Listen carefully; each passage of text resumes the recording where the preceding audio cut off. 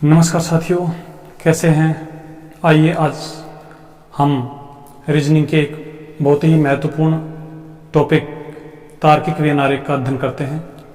साथियों, सेशन को शुरू करने से पहले यदि आप हमारे चैनल पर नए हैं तो इसे सब्सक्राइब कर लीजिए और बेल आइकन को प्रेस कर लीजिए ताकि आने वाले वीडियोज़ के नोटिफिकेशन आप तक पहुंच पाएँ। तो चलिए हम शुरू करते हैं। यहाँ पर मैंने कुछ क्वेश्चंस लिखे हैं। पहला क्वेश्चन हमारा पक्षी, तोता, चमगादड़। इसको दर्शाने के लिए हमारे पास 4 विकल्प दिए गए हैं। कौन सा विकल्प सही होगा आप कमेंट करके बताइए। पक्षी, तोता, चमगादड़। कई साथी हमारे सोच रहे हैं कि सर इसका ए ऑप्शन सही होना चाहिए, क्योंकि पक्षी के लिए ये सर्कल आ जाएगा और तोता के लिए ये आ जाएगा और चमगादड़ के लिए ये आ जाएगा। लेकिन साथियों ऐसा नहीं होगा, ये इसका गलत उत्तर है। तो पक्षी, तोता, चमगादड़, इसके लिए कौन सा आंसर सही होगा। ऐसे ही व्हेल, मछली, मगरमच्छ। अब कई साथी सोच रहे होंगे कि सर इसका आंसर 2 सही होना चाहिए, अर्थात बी ऑप्शन सही होना चाहिए। लेकिन साथियों यहाँ पर भी ऐसा नहीं होगा। तो इसी प्रकार लाल फूल, कपड़े, आम, अंगूर, फल, इनका कौन सा आंसर सही होगा।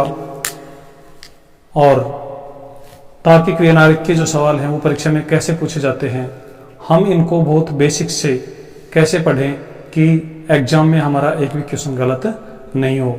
आइए हम शुरुआत करते हैं। साथियों, हमेशा की तरह हम अपनी जो शुरुआत है वो बिल्कुल 0 लेवल से करेंगे। सबसे पहले हम समझेंगे कि तार्किक वेन आरेख क्या होते हैं। तार्किक वेन आरेख। साथियों यहाँ पर सबसे पहले हम समझेंगे वेन आरेख क्या होते हैं। ज्यामिति आकृतियां, त्रिभुज, वृत्त, वर्ग, आयत, चतुर्भुज, इनके माध्यम से यदि हम नामों को दर्शाने लग जाएं, नामों की संपूर्ण प्रजाति को दर्शाने लग जाएं, तो ऐसे आरेखों को फिर हम वेन आरेख कहते हैं। साथियों, ब्रिटिश गणितज्ञ जॉन वेन ने यह अवधारणा विकसित की थी, इसलिए उन्हीं के नाम पर ऐसे आरेखों को हम वेन आरेख कहते हैं।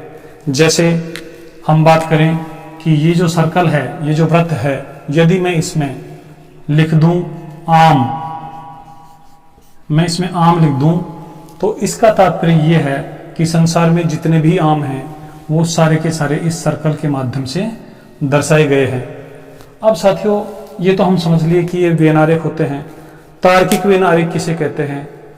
वेन आरेखों को जब हम तर्क के आधार पर अंतर संबंधित करते हैं, व्यवस्थित करते हैं, तो जो फिगर हमारे पास बनकर आती है, जो व्यवस्था हमारे पास बनकर आती है, उसे हम तार्किक वेन आरेख कहते हैं। देखिए तार्किक वेन आरेख कैसे बनते हैं, आइए देखते हैं।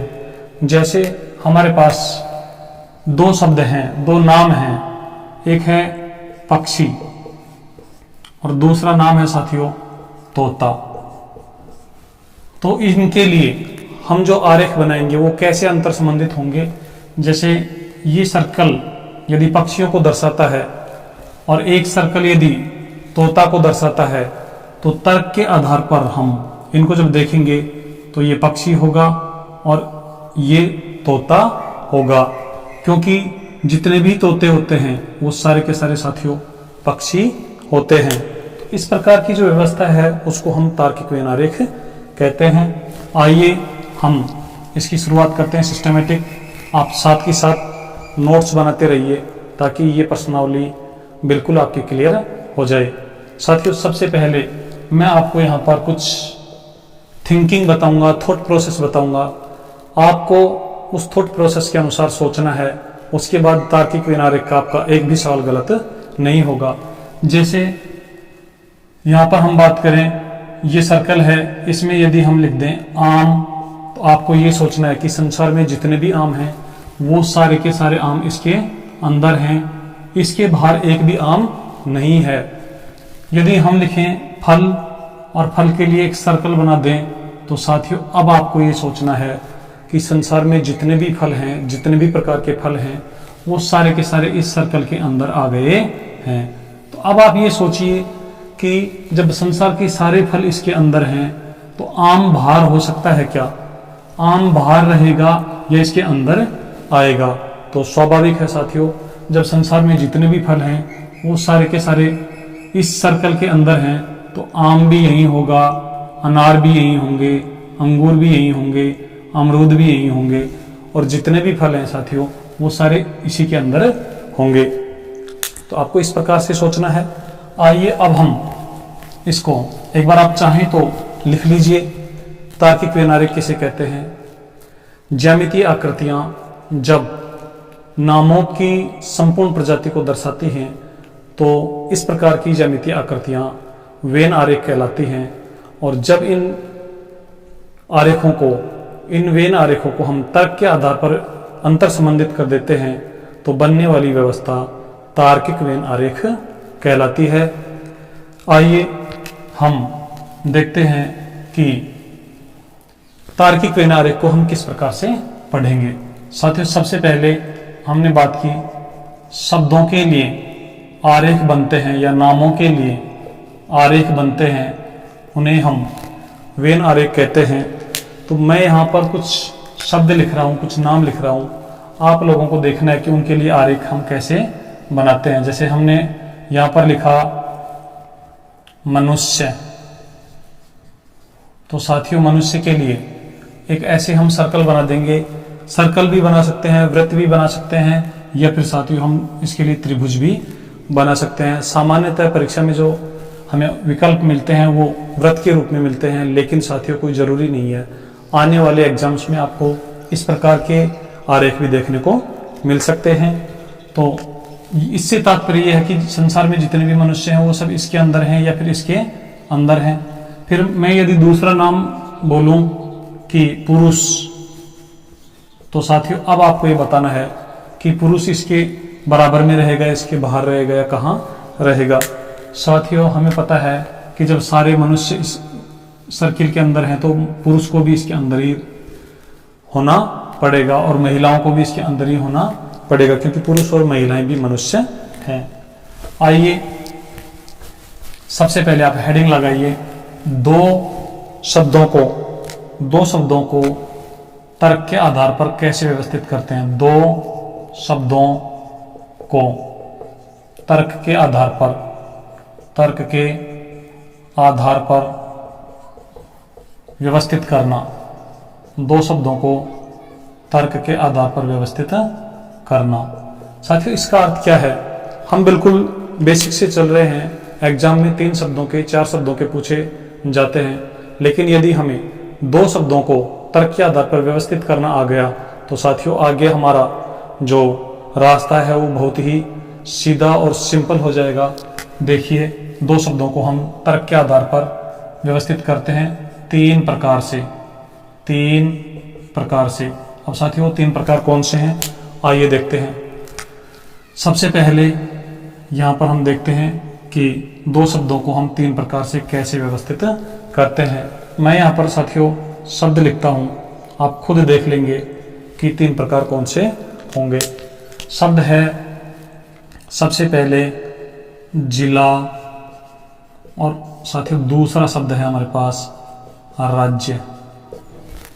अब आप देखेंगे कि जिला के लिए हम एक सर्किल बनाएंगे, राज्य के लिए एक सर्किल बनाएंगे, लेकिन हमें पता है कि साथियों जो राज्य होता है वो बड़ी इकाई है और राज्य में बहुत सारे जिले होते हैं। तो जब इन्हें तर्क के आधार पर हम व्यवस्थित करेंगे तो ये हमारा राज्य होगा और राज्य के अंदर ही बहुत सारे जिले होते हैं। तो ये बड़ा जो सर्किल है ये राज्य को दर्शाएगा और छोटा सर्किल साथियों जिले को दर्शाएगा। तो ये हमारा एक प्रकार हुआ। दूसरा जो हमारा प्रकार होगा वो साथियों यहाँ पर हम लिखेंगे लेखक और अध्यापक। साथियों ये सर्किल लेखक को दर्शाता है, अर्थात संसार में जितने भी लेखक हैं वो इस सर्किल के अंदर हैं। और साथियों संसार में जितने भी अध्यापक हैं वो सब इस सर्किल के अंदर हैं, यह आपको मानते हुए चलना है। जब इन्हें तर्क के आधार पर व्यवस्थित करेंगे तो साथियों हमें पता है कि बहुत सारे यह अध्यापक भी लेखक होते हैं और बहुत सारे लेखक भी अध्यापक होते हैं। तो हम इनको एक दूसरे से ऐसे क्रॉस करवा देंगे, इससे यह पता चलेगा कि यहाँ पर इसके अंदर जो आ रहे हैं ये हमारे लेखक हैं, ये हमारे अध्यापक हैं। तो यहाँ से हम निष्कर्ष निकालेंगे कुछ लेखक अध्यापक हैं और कुछ अध्यापक लेखक हैं। साथियों तीसरा हमारा जो प्रकार है वो आप देखिए, तीसरा जो प्रकार है साथियों उसको आप एग्जाम्पल के माध्यम से देखिए। जैसे हम लिखें गाय और एक साथियों भैंस, एक सर्कल गाय के लिए और दूसरा सर्कल भैंस के लिए। अब देखेंगे साथियों कि गाय और भैंस में तर्क के आधार पर जब हम संबंध स्थापित करेंगे तो ये एक दूसरे को किस प्रकार अंतर संबंधित करेंगे या फिर एक दूसरे से अलग ही रहेंगे। हमें पता है साथियों कोई भी गाय भैंस नहीं होती है या कोई भी भैंस गाय नहीं होती है, इसलिए तर्क के आधार पर भी इनका जो समायोजन है वो इसी प्रकार का रहेगा। तो साथियों ये हमारे दो शब्दों को तर्क के आधार पर जब हम व्यवस्थित करते हैं तो तीन प्रकार से इनकी व्यवस्था बनती है। अब यहाँ पर कुछ प्रैक्टिस के लिए मैं शब्द लिख रहा हूं, आप अपनी नोटबुक में इनके लिए किस प्रकार के आरेख बनेंगे वो बनाते रहिए। पहला एग्जाम्पल है हमारा साथियों संसद और मंत्री परिषद। साथियों संसद और मंत्री परिषद, एक सर्किल हमें संसद के लिए बनाना है, एक हमें मंत्री परिषद के लिए बनाना है। और फिर तर्क के आधार पर जब देखेंगे साथियों तो ये कैसे संबंधित होंगे, एक दूसरे से कैसे अंतर संबंधित होंगे। हमें पता है कि जो संसद होती है उसी के अंदर मंत्री परिषद होती है। तो इस प्रकार का हमारा आरेख बनकर आएगा। एक साथियों और एग्जाम्पल लेते हैं और आप देखना कि किस प्रकार इस प्रकार के सवालों को हम हल करेंगे। दूसरा हमारा एग्जाम्पल है पक्षी और साथियों चमगादड़, पक्षी और चमगादड़। पक्षी के लिए एक सर्किल बनाएंगे साथियों, ये पक्षी के लिए है, और चमगादड़ के लिए भी एक सर्किल बनेगा, ये चमगादड़ के लिए है। तर्क के आधार पर जब इनको अंतर संबंधित करेंगे तो आप देखेंगे साथियों ये पक्षी है। अब हमारे कुछ साथी सोच रहे होंगे कि सर चमगादड़ भी पक्षी होता है तो चमगादड़ इसके अंदर आ जाएगा, लेकिन ऐसा साथियों नहीं होगा। चमगादड़ पक्षी ने होकर चमगादड़ स्तनधारी है, स्तनधारी। साथियों चमगादड़ पक्षी वर्ग में शामिल नहीं होता है, इसलिए इसका जो सही आंसर होगा ये पक्षी को दर्शाएगा और साथियों ये चमगादड़ को दर्शाएगा। तो हमारे पास इस प्रकार का जो आरेख बनेगा वो हमारा सही आंसर होगा। चलिए एक और एग्जांपल लेते हैं और अब की बार आप दो शब्दों को किस प्रकार आरेख से दर्शाएंगे आप हमें कमेंट करके तो यहाँ पर नहीं बता सकते, लेकिन मैं आपको दो विकल्प यहाँ पर उपलब्ध करवाऊंगा, तो दो में से कौन सा सही है आप हमें बताना। तीसरा हमारा जो सवाल है साथियों वो है व्हेल और मछली। अब आपको तुरंत कमेंट करके इसका ए ऑप्शन और बी ऑप्शन, यहाँ पर दो विकल्प आपको दिए जा रहे हैं। पहला विकल्प हमारा ये है कि व्हेल और मछली को दर्शाने वाला जो तार्किक व्यनारेख है ये है, दूसरा साथियों ये है। तो आप कमेंट कीजिए, कमेंट करके हमें बताइए कि इनमें से कौन सा विकल्प सही है। चलिए अब हम देखते हैं, व्हेल मछली नहीं है, व्हेल साथियों स्तनधारी है, स्तनधारी, और मछली वर्ग अलग है, स्तनधारी वर्ग अलग है, इसलिए हमारा ये आंसर गलत हो जाएगा और ये आंसर सही हो जाएगा। इस प्रकार साथियों हम दो दो शब्दों को तर्क के आधार पर व्यवस्थित करेंगे। चलिए अब प्रैक्टिस के लिए मैं आपको कुछ यहाँ पर एग्जाम्पल्स देता हूँ। आप अपनी नोटबुक में इनको कैसे व्यवस्थित करते हैं बनाइए, उसके बाद इनके आंसर हम आपको बताएंगे।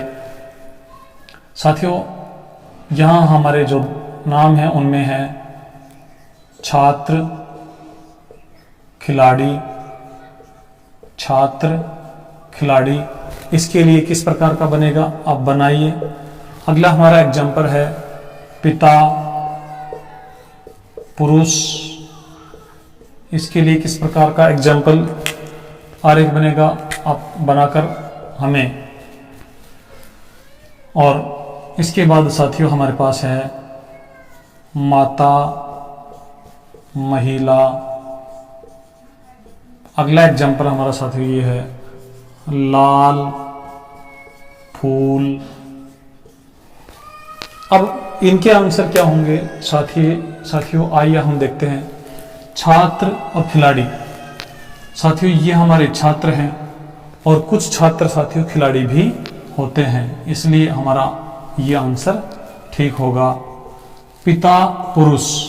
साथियों पुरुष ये हैं और पुरुषों में ही कुछ पिता होते हैं, तो हमारा ये आंसर ठीक होगा। माता, महिला। महिला के लिए एक सर्किल और इसके अंदर ही माता के लिए सर्किल आएगा। और साथियों अब इसको भी आप चेक कर लीजिए, लाल और फूल। ये लाल को दर्शा रहा है साथियों और ये हमारा फूल को दर्शा रहा है। यहाँ पर ये सर्किल जो है जिसमें संसार में जितनी भी लाल चीजें हैं वो सब यहाँ हैं। और साथियों फूल भी बहुत सारे लाल होते हैं, कुछ फूल अलग रंग के भी होते हैं। तो ये हमारे दो शब्दों को तर्क के आधार पर हम कैसे व्यवस्थित करते हैं ये आपने यहाँ पर देखा। इसके बाद साथियों तीन शब्दों को तर्क के आधार पर कैसे व्यवस्थित करते हैं हम पढ़ेंगे। आज के लिए साथियों इतना ही, मिलते हैं अगले सेशन में। तब तक आप हमारे चैनल को देखते रहिए। चैनल पर साथियों फिगर काउंटिंग के पूरे 10 पार्ट उपलब्ध करवाए गए हैं। एक बार आप उनको देखिए और अपनी जो समझ है उसको डेवलप कीजिए। साथियों आपको हमारे ये सेशन अच्छे लग रहे हैं तो आप वीडियोज को लाइक कर दीजिए, शेयर कर दीजिए और चैनल को सब्सक्राइब कर लीजिए। अब साथियों आपसे आज का क्वेश्चन ऑफ द सेशन पूछते हैं और इस क्वेश्चन ऑफ द सेशन का आंसर आप हमें कमेंट करके या हमारे व्हाट्सएप नंबर पर भेज सकते हैं। अगले सेशन में सही आंसर देने वाले हमारे जो युवा साथी हैं उनके नामों की घोषणा हम करेंगे। तो आज का क्वेश्चन ऑफ द सेशन आप नोट कीजिए। साथियों यहाँ पर मैं आपको एक क्वेश्चन दे रहा हूँ, उसके ऑप्शन भी यहाँ पर मिलेंगे। आपको ऑप्शन कौन सा सही है ये कमेंट करना है या फिर व्हाट्सएप करना है। साथियों क्वेश्चन हमारा ये है कपड़े, वस्त्र और कमीज। कपड़े, वस्त्र और कमीज। इसके लिए साथियों यहाँ पर मैं ऑप्शन दे रहा हूँ आपको। पहला ऑप्शन हमारा ये है साथियों, ये है। दूसरा ऑप्शन साथियों ये है। तीसरा ऑप्शन साथियों हमारे पास ये है और चौथा ऑप्शन साथियों हमारे पास ये है। तो आप अपना आंसर हमें कमेंट कर दीजिए या व्हाट्सएप कर दीजिए। चलिए साथियों आज के लिए इतना ही, मिलते हैं नेक्स्ट वीडियो में। तब तक के लिए आप पढ़ते रहिए, मस्त रहिए। जय हिंद, जय भारत।